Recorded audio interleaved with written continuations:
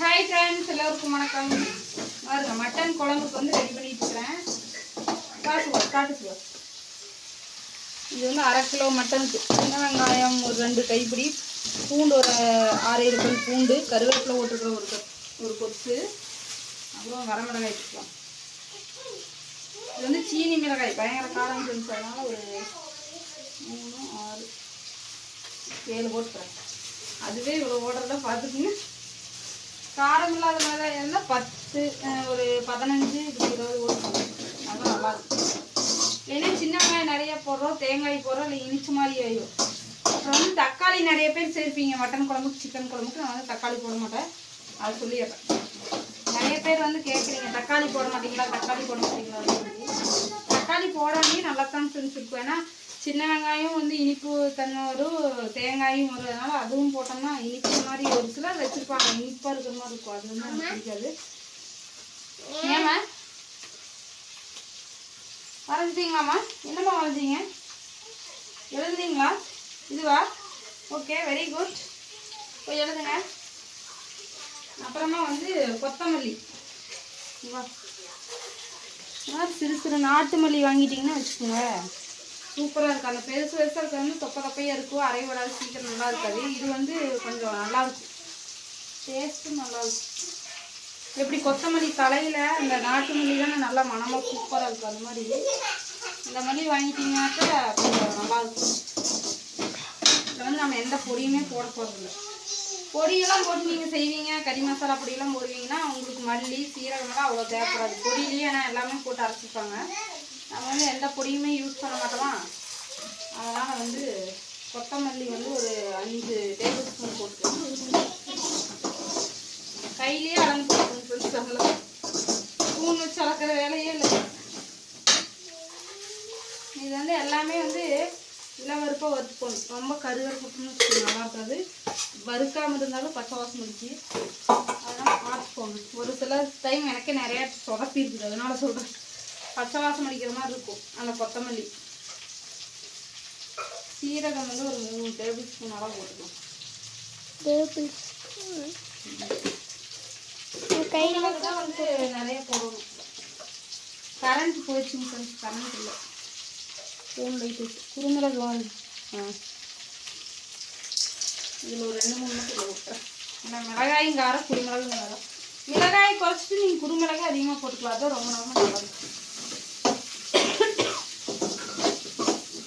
இப்போ வந்து இதெல்லாம் நல்லா வறுத்துட்டு கொஞ்சம் வெங்காயத்தை வந்து வதங்க விட்டுட்டு அப்புறமா இதெல்லாம் சேருங்க. ஏன்னா வெங்காயம் வந்து சீக்கிரமாக வதங்கிடும்.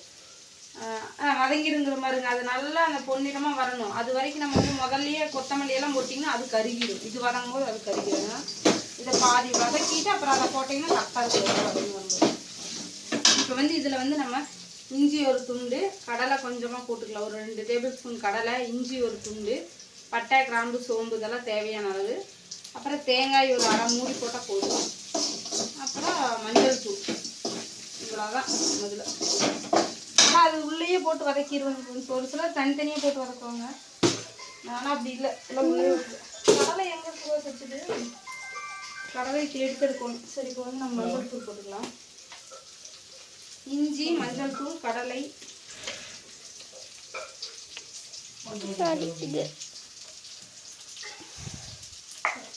எங்கள் அம்மா லாஸ்ட்டில் தான் மஞ்சள் தூள் போடுன்னு வச்சுருப்பாங்க. பட்டகிராம் கம்மியாக தான் வச்சுருப்பீங்க தெரியுமா. வாங்கி கொடுத்துட்டேன், போட்டு வைக்கல. எடுங்க, இது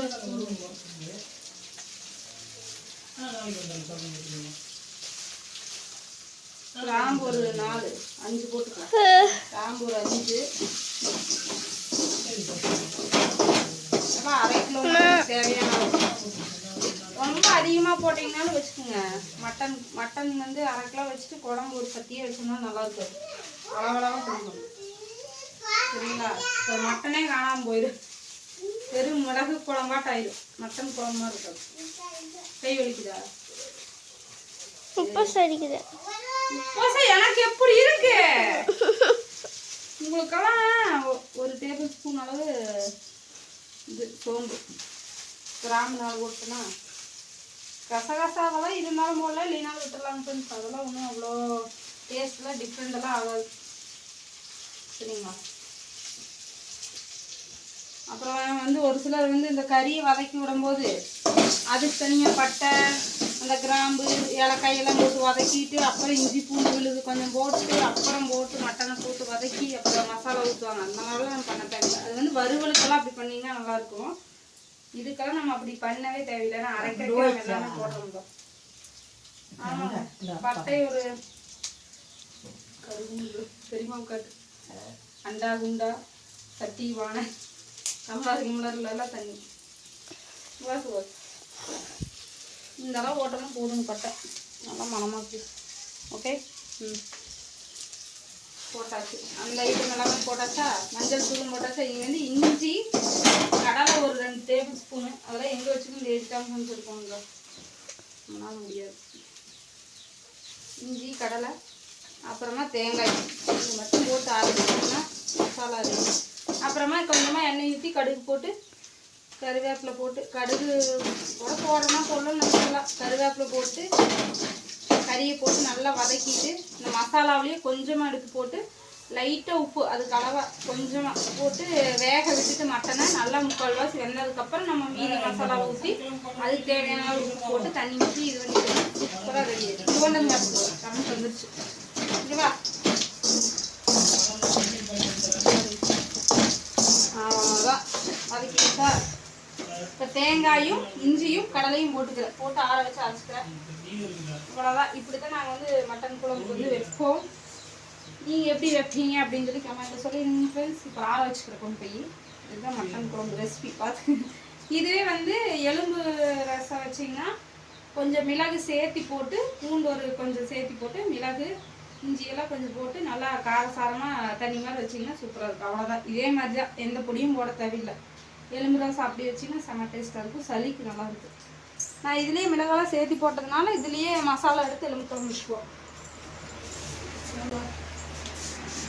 நல்லா இருக்கு. ஓகே, வாடா.